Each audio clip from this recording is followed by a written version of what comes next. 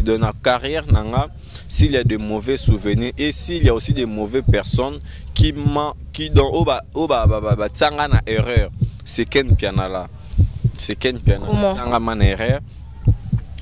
Il m'envoyait à tout moment insulter Karine Mokonzi. Au moment où je ne la connais pas. À tout moment, combien de vidéos on a bando à Karine. Mais les jours où j'ai rencontré la personne, voilà pourquoi j'ai toujours dit, tout si j'arabatu na musique, il faut approcher aussi quelqu'un. Ah, na lobby, est-ce que Maniké, comment on aura trois personnes? Est-ce que Maniké a des niveaux pour pouvoir présenter une émission sur Internet? Elle parle de quoi? Tu ne comprends même pas les sens et les sujets à laquelle ça n'a pas de sens. Maniké n'a pas de niveau. Puis c'est moi qui a ramené Maniké sur Internet. C'est moi si azalaki likangu moi si kutazalaki likangu ya ve nanga dauphin babia. Bienvenue dans votre chaîne internet que vous suivez partout dans le monde avec Katiavo étoile filante Babi Bolanda Bankar TV de Makambo place Bozoaka Makambo ya solo dans vos s'abonner à Nabi déjà et belé baza connecté bazo landara depuis Londres baza lisusu nakata Kinshasa pe balandara biso susu trop babi ya André Kimbuta yango motema ya mama Yvette yo sommet. Merci beaucoup na conseil nanga il est vu pas donc abisanga kita mais limbisanga la pesa susu mutumon kombote ya Godard motemo les lots tous ça toujours musala cadre musala les musala te pour la salle des jours na simbi santé souci ma trop quoi ah tozana René Abir mais place tozali non pesa noté to ba criminel hein OK ba quoi René Abir donc moi je les salue déjà. Bonjour René Abir. Ouais, bonjour à toi Katia Moké. Katia Voka la Barbara. Ah, Katia Voka la Barbara veut dire que balobi 3 fois la Barbara na Katia Bankati viki ndoki lui a pas tué Refi na Rossi. Est-ce qu'on petit Rossi ou grand Rossi? Grand Rossi. Ah nana. Aïe. Bah merci à trop na batutu balingaranga René Biri donc cette fois-ci encore na Katia Banka. Avec un réel plaisir, donc yoyebi marambangonde à la toujours babuka mouina batokan kula René Biri mutu ya mbanga impact na idéologie veut dire que René Biri là je tiens à remercier Eloge Mouya le tout puissant le boss des boss depuis Coventry donc Paola Schengen Kilo à Londres Pati le beau double bransard les pires V à moto balobi atabenge le lote marobenga kaka Gabi Lopoke Malcolm X Malcolm Givenchy Cornelia Doussi, aux autres il faut boire à mon peu d'émission. Cornelia Doussi Givenchy, donc na boire à l'issue, na ya Myriam Mokonzi, ya Myriam balobi cette fois-ci marambango photo loba parce que bazo loba trop veut dire que René Biro loba la bango reste you m'a dit va dormir dans la chambre jusqu'au grand matin et puis na pesi bambo théâtre na ye moko grand prêtre mère celle qui contrôle tout Lydia Kapajika et Pouche Mangengela 10 000 fois ami de Châtillon Koro. Nazalia ba question zayo bien René Abir état cardinal Mosengo de la presse. Oui si Moussala ce que bandi René Abir est tellement bien habillé non habité maman jean na papa jean donc nini bilamba ba yibaki po ba kota ko na ba tezani. Oh maman jean na papa jean. La ti jean donc ouais donc en fait ils ont une nature hein? Donc bato balata na ba bilambe ko kana et ils ont pe ndenge mo melo wanga ndena lati bwese ke Lydia Kapajika ipa lati ka ndinga lati. Dans bota la kaka to ça émission to ça vraiment même esprit babi le tozo lobela hein et belé ba yeba koloba te quand dans lobi ba question zenga ba réponse donc fa ba na opesa biso vie carrière na yo ya chroniqueur banda onde.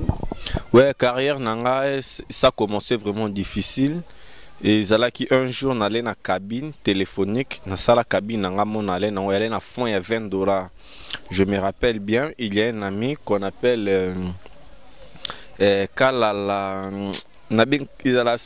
mais je me rappelle plus. Mais c'est comme si c'est Dieu qui l'avait envoyé, comme si c'est Dieu qui était venu me visiter. Je faisais ça, na cabine ouana, non mais ça, na cabine ouana, je prie. Donc c'est-à-dire quoi, je sais que j'ai compris. Nous avons appelé ça moi charge, moi ben s'occupe même na ba responsabilité même sous ya batou. Oui, c'est un été. Voilà pourquoi le Seigneur me bénit à tout moment. Il y a on appelle na concert na batou. So, initiative au Kabila moi je l'ai fait autant de fois sans idée il y a qu'un retirer soit d'en recevoir quelque chose en retour. Et un jour il y avait un ami à moi comme on challenge kala, c'est ça. Au moins les lois y a des filles ba paka ba cigarette. Le bisu so y a des filles parce que nyongo comme belé. Et au sala keno a bisinga un jour abiri tellement que tu es bosseur, je te vois. Ndengo sala musano na cabine na mon vraiment ça na fois $20 mais tu te débrouilles, tu t'habilles et tout. Donc je faisais ça et puis non là un endroit moment coco sur la machine à moulin. Il est arrivé un jour à Fongolé moi je travaille à la média, d'autres travaillent à Casarema. Je salue aussi le boss de Casarema et tout. C'est par là où j'ai entré à l'internet. J'ai une sœur à moi. La chaîne YouTube, mais on a besoin de former une nouvelle génération par rapport à lui. La sœur en question, c'est Tiffany Mokwa. Je me suis allé chez la sœur. La sœur nous a formés. Et quoi qu'il y avait de crise de confiance envers moi, je ne sais pas, sur la crise parce qu'il y avait un prophète, si un pasteur n'a pas été. Donc de vue comme ça, il a prophétisé sur moi que non, s'il y a des gens qui veulent te trahir et tout, c'est rien à dire et tout. Donc, je suis en considération de tout ça, les Nazaréens été. Et que ça, que non. Nous avons vécu un temps difficile. Il y avait une discussion pour n'a pas être simbelenga ni poudre le jour en mariage nae. Et alors la sœur Tiffany Mokwa silika makasi. Abi comment ko s'est rabaissé au moment où la sœur Tiffany a sa patronne ndenge mona Tracy Mbelenga. Mais à Gangelinga, de la même manière, travailler peut être ici. Un jour, peut dire ah, certes, Tiffany, il y a un bongiso poudre gotonelo. Est-ce que ça m'a bé et ça m'a bêté. Mais on a vu qu'il y a un bongiso qu'il y avait un ami à moi, à même là qui est solo, certes, Tiffany, c'est qui lenga et que ça, il y a une raison et tout le monde longola les Nazaréens, je travaille en fait dans un site chrétien, le Nazaréen, les noms de Jésus sonné et alors Tracy à Kurozwanga, ayoko tsanga na Pacha. Na pas je travaillais après nous au Congo Mokili, qu'on travaille avec Adoyou, avec Anel Kabafosset, ce n'était pas facile. On a pu travailler et le Kabolengai na Adoyou, c'était l'incompréhension à base d'un contrat Yamatanga au Ngamuna Memaki et puis ba foutenga sous salaire n'a été. Nala qui désespéré au moment où je dormais dehors dans les endroits où nous avons expliqué la même, tu vois. Donc nako betango touté donc voyez neko longa Congo Mokili allez Ken Piana a qui proposé ngai pour tout ça là né comme on dit to créer né loko mo benga na website na vie na ngamo balara bien alors en Angleterre papi Kelly to continue Ken Piana pas papi Kelly. Depuis Tobanda Kofinga Karine Mokondi, dans la carrière, s'il y a de mauvais souvenirs et s'il y a aussi de mauvaises personnes qui dans Oba Tsangana erreur, c'est Ken Piana là. C'est Ken Piana. Tsangana erreur. Il m'envoyait à tout moment insulter Karine Mokondi. Au moment où je ne la connais pas. Oh, à tout moment, combien de vidéos on a bando Finga Karine. Mais les jours où j'ai rencontré la personne, voilà pourquoi j'ai toujours dit. Il faut approcher aussi quelqu'un de la personne. J'ai vu que Karine Kouta bien que Ken Piana. Ken Piana m'a fait ça. Non, personne ne se retrouve là-bas. Si tu es à la site, tu as un film. Ah bon? Boss ya Ken Piana. Mais Ken Piana na mystique a fourni un tricage. Je ne sais pas ce complexe Tony. Ayo tika Nathalie Nobité Natiki il a fonctionné a évolué Natika e mengana lobango kake non un jour Ken Piana wana na mabe o asalanga nzambe kana tika likolo témoin mabele témoin et comment penda zo le beza vraiment sincère ko po to moni ba aventure exacte to comment ça se comme moza série tellement heavy abotle ko chaîne bo fongo ça ko botai kombo na ya to fongo la kiango to chaki kombo ya René Abiri. Mais tellement que Azé un peu âgé Kenga a sali fort à convaincre le vieux pour Batsani Nae. Nalenga Kolobelango vraiment parce que c'est un mauvais souvenir pour moi. Tu imagines quand on a fonctionné na YouTube. Il arrive des fois Batumsu ba komelanga Abiri to lembi okotsa ba vidéo trop. Na kotsa ba vidéo ebele maman nangai. J'ai bossé comme ça. mais ken piana na accepté ko tsani na kombo na epombongo yaka na kombo na e ken piana sur 1600 $. Vous savez si ken piana m'a donné combien? 15 $. C'était déplorable. J'avais un problème avec Koffi Olomide et avec Ferregola. Et tes problèmes là, est-ce qu'ils concernent? Mais tu dois me payer mon argent correctement.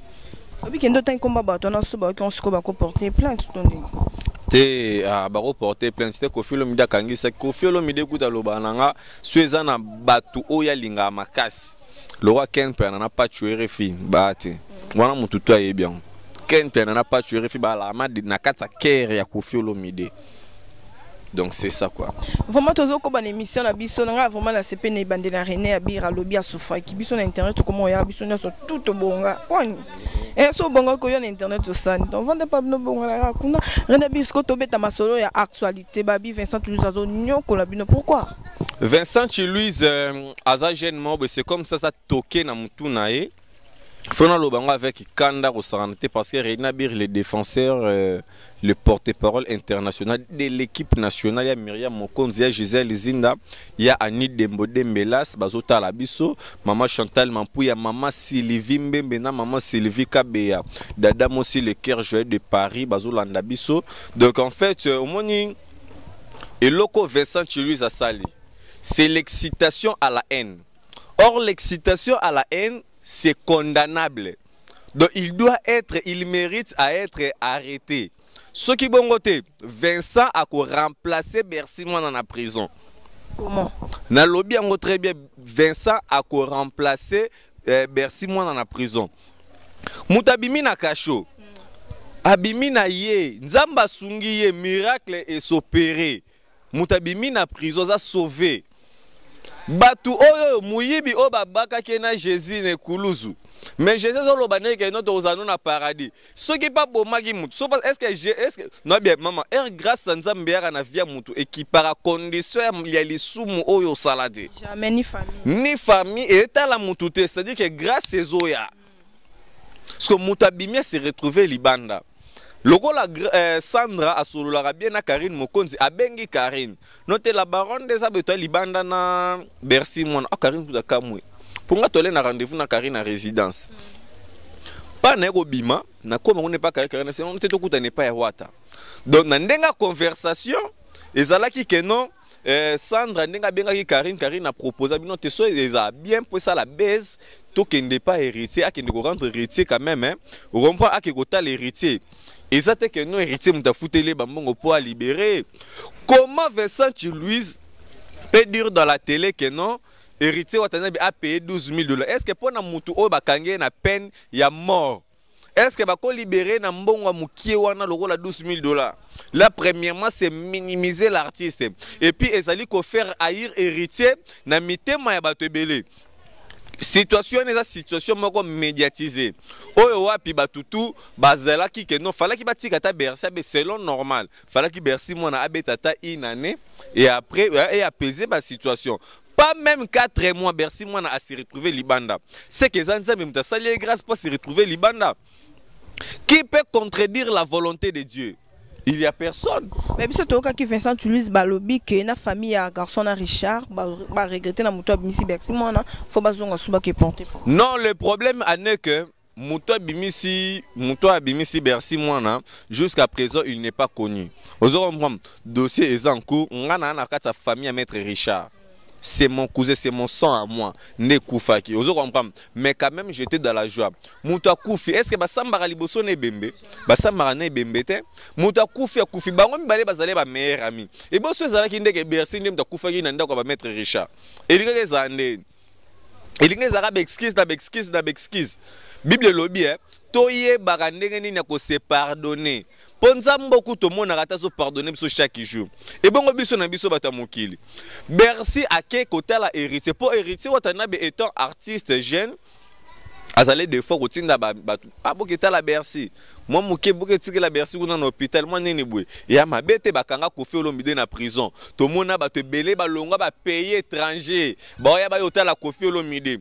Pour ni ba loba te que noté pour Koffi Olomide lo sala ki wana beta mwana mwasi wana sabo kuna na Kenya kuna na aéroport. Ozo mba bakanga Koffi Olomide. mais babimisa Koffi Olomide bato bamona ngo mabete mais Bercy abimi na kati ya prison mais asepeli akende kotala héritier Watanabe pour les premiers jours et moi so Bercy akendaki kotala Weranson les premiers jours balinga balo bake Weranson tafuteli totika ko vivre na ba rumeur bokoyina mutu pour rien au moment où boyebi te likambu esalemaki ndenge nini parce que ndenge Bercy ki otala héritier Watanabe fallait que héritier be poti Bercy yanga na porte vidéo ezali to yambani na Bercy libanda na bani tout ça mais ngande na boyaki omikota na kati ya vidéo parce que je suis de la famille ozo comprendre ezaloko la ndeti quelque part je suis en train de trahir mais na boy ko sala yango parce que je suis ba condition puis makambo moi si nanga yebisaka ngai ozo comprendre maman nanga et ko sala ke no Bercy aye parce que fallait que héritier Watanabe abenga na Bercy que non ne vient pas chez moi, sort, que non tel artiste et musicien, mais non. Oui, le canal, ça, on peut qu'on héritier Watanabe, mais il paraît que manqué, j'ai bien pianiste que bien. Non. Car il est Vincent. Vincent, bon, il est Vincent et l'autre, ça, c'est l'excitation à la haine. Il doit premièrement être arrêté à que la famille a mis une mauvaise information non justifiable. Et bien, il est Vincent. Tu retournes Motuna. Premièrement, est-ce qu'il a des preuves où héritier Watanabe il a payé devant le juge l'argent $12 000. Qui sont ces juges-là qui ont mangé le $12 000 pour la libération de Bercy Mouana? Deuxièmement, le facture. Vincent Chiluizouana. Il faut il doit démontrer à la public parce que peut-être c'est là Vincent Saluana de la même manière son héritier à cause de l'on Weranson à cause de l'on JB Piana topena fait rigole topena fali poupa. Vincent Chiluiz c'est un homme très dangereux. Azali vraiment na songi ya makasi ya kosaranate. Comment tu te réveilles chez toi dans la maison, tu prends une information non vérifiable, on s'est créé pour olingomi créer besomi côté na kati actualité. Ah, negona. Bon so pe batindaki. So batindaki. So mzu mutana simane yo. Nani yango kozana simanaye. Ah non, ça va dormir dans les camps tchatch. Vous comprenez? Parce que la minute on doit vivre dans un système à tolérance zéro. Vous comprenez? Donc la justice doit faire son travail. Justice est sali musala na ngum. Tant que pesi na bango Bercy mon liberté provisoire. Mais nga siko likam nange zawana te na liberté. Izake non, yé Vincent Chiluiz parce qu'il y en a plusieurs qui m'ont appelé. On a été héritier Watanabe comment contribuer na malheur ya muninga banini babilo tout ça pour hériter za muluba muto pa kufa ki wana pe maître Richard azape muluba. Donc so talibé na ndenga famille déjà ba lié ba makambe belé zali. Comment va bominde gonayo yo ke ndeko contribuer na ba makambu bani tout ça ba te belé ba so condamner héritier. Mais or ba yebinde te nini elekaki. Bercy de Yemoko, ce n'est pas héritier qui a appelé Bercy. Héritier Watanabe n'a même pas les numéros de Bercy. Il n'a jamais même rêvé. Et puis, héritier Bercy et pas fait rigoler. Akepa Weranson. Héritier n'a jamais eu même les numéros de Bercy. Si Bercy a Zoya, eza mwasi na Yemoko ndatali a CP la bino teto kende tout à la héritier Watanabe parce que yenda za na makambu. Babuna nyine héritier Watanabe. À l'esprit comme ici Bilobela au moins un journaliste on a papier assassin on a sogi ken sogi masolokele a télé malo barabadi n'importe quoi contre l'artiste. Ce n'est pas gentil quand même. To lingaka mingi ko valoriser ba artiste na biso artiste amukia munene azate bango tout bazaba artiste tout le to sala le bien pour na bonheur peut bien ya ba artiste na biso congolais, c'est ça en fait. Oui, biso mo to ça ba malheureux ya ba artiste congolaise pourquoi? Bisomo ba journaliste to linka to zalana bango ngaso na za posa na za héritier Watanabe fona bando finga faire rigola. Pourquoi? Pour me manga poto tondeni. Là c'est maintenant la bassesse, ce n'est pas la professionnalisme. Oyebi nga mutapesa nga gwa musalo, c'est Joseph Kabila Kabange. Ozo comprendre? Mutapesanga gosa msolo c'est Joseph Kabila Kabange na 2003 Nolanda ye azalaki point de presse et tout ba tout na question par rapport en dehors de chef de l'état soki ko éméré kozala nani. Il a préféré à être journaliste parce que en époque n'allait philosophe na bandisco ko analyser mot par mot. Oh, qui est un journaliste? Comment lui un président de la République qui peut envier Moussala Mongo comme étant un journaliste? Moi, je deviens un journaliste actuel. Nathalie dans lobby, non. C'est-à-dire que c'est quelque chose, c'est un travail qui est noble. Vous comprenez? Un journaliste ne peut jamais se faire un moukala d'un musicien. Et puis, il faut savoir, il n'y a pas de relation entre artiste et musicien et un journaliste. Relation et ça il y a micro, na ba question, na ba réponse. Relation et ça y a ngwana. Mais aujourd'hui la presse, même en ligne, il n'a plus de pouvoir. Maman nangai, au moins micro oyo. Et longo là ba président belé na ba pouvoir. Micro et longo là ba ministre belé na pouvoir kana Congo ba ministre msu bayaka ba député belé baya ba kenda kana micro au monyo na caméra ba longo. Donc ça dit que ça quelque chose à jouer dans côté. Comment toi un chroniqueur musicien za landa kunena na lalité. Oye, obi pogne héritier otana ba benga na Ken Piana. Ken Piana a Ken Piana. Ba benga na Ken Piana. Pogne héritier watana ba benga na Ken Piana. A benga na Ken Piana po kosenga eleki. Na ba kaleso, na ba polo, na ba sengle. Siko yebisanga autour de ce que héritier watana be questionner. Mais Ken Piana déjà vivra déjà bien. Vivra bien à la chaîne et les sakaye puis à sa parents en a moi si attends ça bana comment va ke benga. Merci beaucoup. C'est ça que je dis toujours parce que Félix Ozé Kabimisi livre les petits bonbons, on a Bimisi livre les grands bonbons. Vous aurez un point dans l'obara toujours la responsabilité ne dépend ni de l'âge ni de la taille. Avoir ce qui fait l'homme, ce n'est pas le barbe. Ce qui fait l'homme, ce n'est pas sa beauté, ni son apparence, ses habits, ni sa voiture et tout, ni sa parcelle. Mais ce qui fait l'homme, c'est ce qui sort de sa bouche. Ce qui sort de sa bouche, c'est-à-dire quoi? Ça vient dans sa tête, c'est-à-dire que sa tête réfléchit. Comment toi, un journaliste, tu te mets à quémander? Et puis la média n'est pas un endroit, il y a venir quémander. Aux ala ba charte pe ba responsabilité no ba bana ba ni tuso ya ola tisango ba mama ba tuna poto ba banda ko edo ba tindela ko ba $50 ba nyote na futelela mwana Minerva. Mais non, soko senga la voie normale ba ko edo ba ko aider. Mais ce n'est pas un endroit à quémander à tout moment. C'est un métier qui est noble, on doit le faire avec beaucoup de professionnalisme. Yo déjà mona Jean-Marie Kasamba kende ake senga ko felo mide ala na ko felo mide na sima. Mais non, tout le monde a quand même par exemple moro ya bien. Tout se faire quand même, Tommy P. Sara quand même peut valeur. Au moins, les musiciens, la mugite journaliste, au télémélé d'un atongo. Au fandi pe na quoi, aux la romo la carne est démarré, au télémé ça, le rwanda tu faut bando kota na kat venir. Ce n'est pas vraiment assez normal. Bande kobo soigner, bon mec un peu kozonga, so ba cour peso s'échapper, bon mec un peu ko revoir ba makambo mususu. C'est contre la déontologie journalistique. Voilà, c'est toujours avec Vincent, René Abiri, pardon. Toujours continuer l'émission de Bisoba Lobby, Kalaming, de la deuxième édition à un stade Eboué, Dex, Olabi, Mister Cash, Nakata Brazzaville. On a un rapport déjà, Senganzela, na Pessimbo, Tenaye, Mokobabi, Adea, Feli, Missoli, Nada, Bambo, Théâtre Bissikazali, René Abiri, n'a aucun temps comme équipe nationale. Une équipe nationale aux années. Ouais, une équipe nationale, nous allons porter parole internationale. Une équipe nationale, nous allons défenseurs.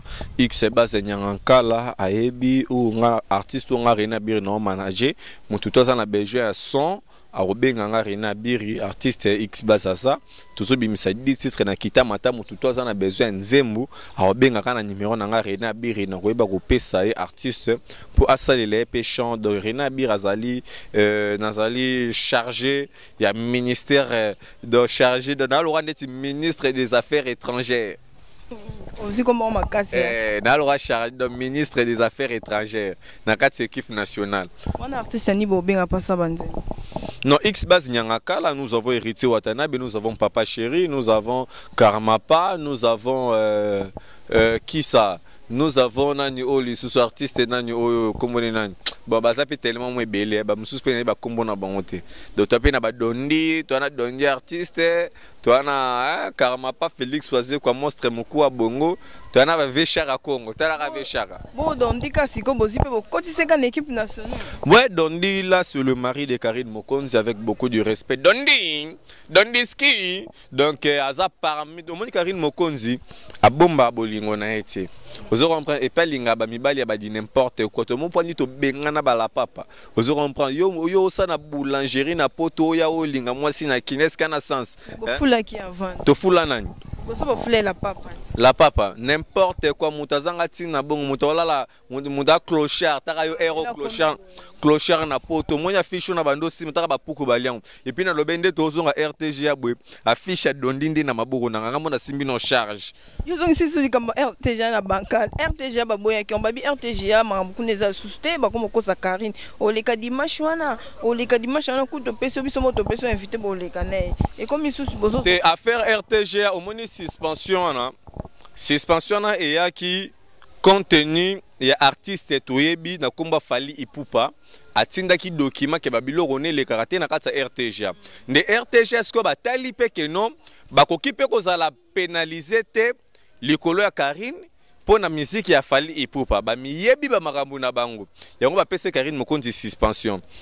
Ba créer ba rubrique yango na biso pe tolobi suspension na tobo yango te ezala kaka mais biso siko RTG na bralima parce que mundela bralima choisir journaliste na lobi ke note nga na zona journaliste nga Karine Mokonzi kala te gare centrale ezonga Roger Bandu RB les boss de boss fondation Roger Bandu mais gare centrale on déjà tout monde qui déjà toka ki au dimanche na manique le ko dimanche madame na lobi est-ce que manique comment on aura trois personnes. Est-ce que Maniké a des niveaux pour pouvoir présenter une émission sur Internet? Elle parle de quoi? Tu ne comprends même pas les sens et les sujets à laquelle ça n'a pas de sens. Maniké n'a pas de niveau. Et puis c'est moi qui a ramené Maniké sur Internet. C'est moi si azalaki likangu moi si kutazalaki likangu ya ve nanga dauphin babia. To meme pardon na katso yo meme na internet Maniké déjà vaza abima na internet bat ba ke moi si ya babia. Te mutu asiye kosala ke bayeba mwasi ke no babia la kana mwasi moko boya tika na kin abotaka chez les parents donc mutu mo be babia zemisa et vous comprendre mutu mo babia zemisa bani tout ça mutu ke osala ke bayeba bani tout ça po babia tika ki atika Maniké te na bani tout ça te prévane na kata parler. Vous comprenez? Babia koufé la kep nangola te et pas ya mwasi na ye ya parler. Vous comprenez? De Maniké ba lo kone si ba 6e bureau de baba likangu moko boye de rose ata nyefote. Vous comprenez? Et puis Maniké atangate elle n'a pas même de bien. Non. S'exprimer bien ne la veut pas dire connaître les choses ou connaître l'affaire. S'exprimer bien rose ata mutalibo ma pas ko s'exprimer pas bien. Vous comprenez? Elle s'exprimera na ye. C'est moi qui lui a ramené à Internet. Na salamabe et lui Maniké, elle se croit que non, elle sait bien parler que maman Amazon. Tel la débordement ya mutu. Vous comprenez degré liboma ya mutu. Comme à titre niveau au finga le général de FAO. Y'a l'équipe moi ça général de FAO na oloba. Eh Maniké, sans impact, sans idéologie parce que dans le bas qu'il faut na bandasco expliquer bien. Maniké l'équipe maman Amazon na oloba. Hein? Déjà moi na maman Amazon na zoloba. Yele qui moi s'est fait le tumba na roloba malgré fait le tumba d'ailleurs qu'à la paix à son âme. Vous comprenez? Yele qui moi s'est joue na mumbafu na roloba. Hein? Tala na loba qui na expliquer tala Maniké arrête va dormir dans le lit de Ken Piana bo salga ba jeune bino ya rolongola na ba zeminde bo mesana bo tika ko mélanger ba marambo muso parce que ya na sens vous comprendre na loba qui on a expliquer bino parce que bo monique actualité za te bo linga bo diembela mais cette fois-ci bo diembela te parce que Rena Biri na zo arrêter Cornelia Douci du 27 na memi Maniké na internet. Kosenga senga ba 1000 francs bani tout ça ya na sens te. Na bité moi sur to aider le rôle à combo ya babia banini tout ça et ça allait quand même grand. Na sala mabenga Rena Biri. Na bimiseli bino loken piana. Nanya yebaka ken piana. Ngam na foulier na sali ken piana le loyer ba na monde. Quand répondre ndingo talo. A répondre nga na nini. A ko répondre nga te. A ko répondre nga ite ken piana ndenga zana. Abika makambo na oloba ya vrai muto contredire nga nango aate na funga na bimisi ken piana soko yeba na ken piana na local même na bumbu ba yebi ken piana te mais so lelo bat ba yeba ken piana c'est grâce à moi Rena Biri le cardinal Mosengo ozo ya comme ya pa da pambatse na zo kombona les pacificateurs les maréchal les king et puis na l'équipe artiste belé ya kina pe belé pe na bambongo pe na ba makambo belé les king ont beaucoup combien yo peso comme les king tenga na la les king depuis 1996 déjà les king Depuis 1996, vous allez comprendre que PDG Michel Adilou ya paix à ton âme de Vazolanda biso so bigote kuna na ba ve na ba ser na Marie Misam va ve na Madilu système de Vazolanda biso quoi. Vous allez comprendre par rapport à Carthage omoni marambango zaka makambo ngana le king mususala na kina. Mais le king azaka moko ba tunyo so ba biso tangi le king je vois directement Fally Ipupa. Nani? Fally Ipupa. Ah nani? Fally Ipupa, Fally Ipupa. Azanani. Nanda ngelo yo ndo zano bi Fally Ipupa. Oh. Na fona biso Fally Ipupa. Ebunga na ebiete? Nga imago. Na yebi ata mukete. Mais le king asala noni. Nga mo epina nduluba ah ezate oza musana osana eloba kina kumise mais nga no tant conscient que te bi Fally. Te nga na conscient te batu ba tala nga na émission na yo aname conscience na yebi mutu tanga kombo wana ti. Tozo comprendre na yebi ata mukete. Boya makasi bo pourquoi? Asala noni. Na yebi asala noni na yebi ay logo te na yebi ezanga irene na yebi aux obligé nga na yeba na yebi mais je te connais pas à madame toi à tantine. En tout cas entre parenthèses toujours continuer toujours na musala bia boya tisuka nga pe mwana bandoloba exactement na yebi opinion nga muto ko forcer nga na makasi na yeba ye ate même ata ba chenga ba arme bo na yebi siko na yebi mutu na yebi te zo mutu na yebi te nga na yebi papa chéri le bin Adam et Motopamba Salvatore et la patrie malgré tout ba musicien mususo ya chivundu ba sala ba makambu bazwe bate na loba ki bazela nono makamba libala na ngeleka ngobala no bala kala te makamba libala na ngana no eleka po tira lika 1 mois na 18 jours yango comme pièce rare donc bando préparer non libala non préparer non libala maman libala wana eza mama na libala ya kosakana te taka papa Chiroza na podium héritier Watanabe na podium et puis que ndo papa Chiroza talent le bin Adam est souverain bin Adama anana aïe papa chéri non le batroté pour ça l'appel loco té mais René Abir ba criminel ba to côté là nga mwana ba place ezate po nga pena na criminel te ba ko kota pe parce que ma bazu subiso na ba tout ba côté là que ba be longwa ikuna zaki ouais na la résidence mona bando foot là wana na avenue morona na Maniké avenue na moi libo côté de côté moi bien wana bando foot là wana. Donc, du coup, à 2h du matin, j'étais visité par des criminels. Et pour sauver ma vie, na pesi bango nyo surtout na likoka ki opesa bango. O balen nango besoin les téléphones, l'argent et tout. Il y avait même de l'or que j'avais acheté pour faire une surprise à ma chérie.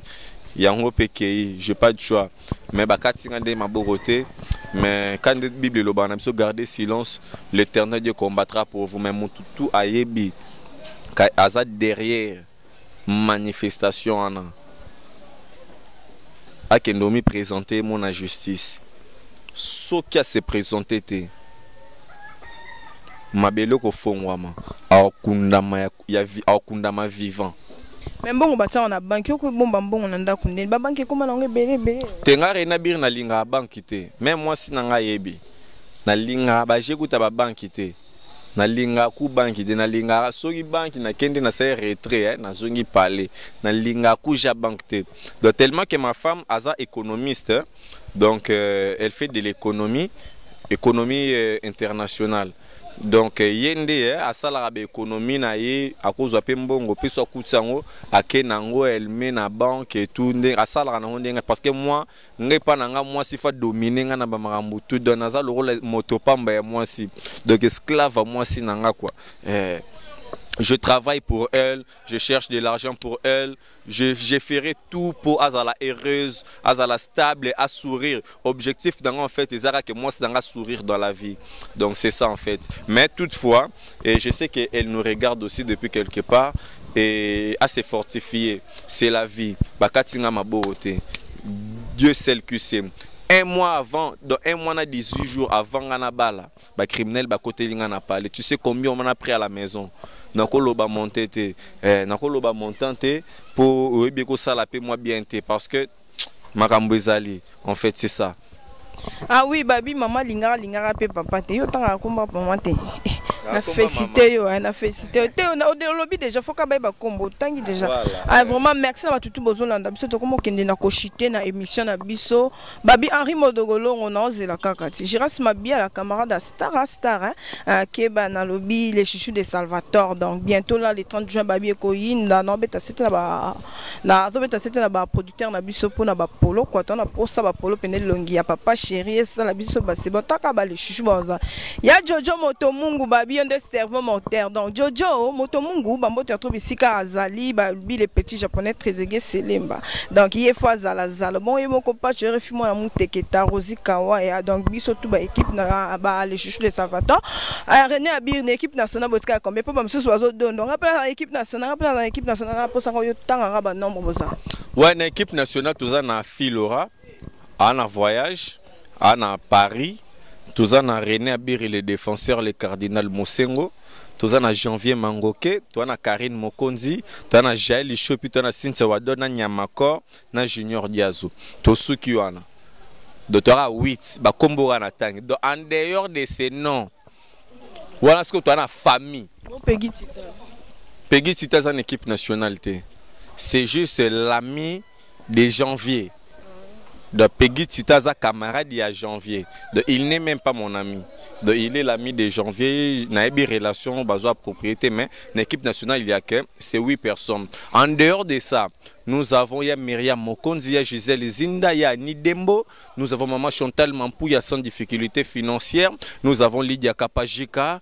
Nous avons Cornelia Dussi Givenchy. Nous avons encore Bazatelme Belé, Maman Tokos Dada Monsistone, Royal Kinale, les mois Siambongo Belé. Donc c'est un peu ça.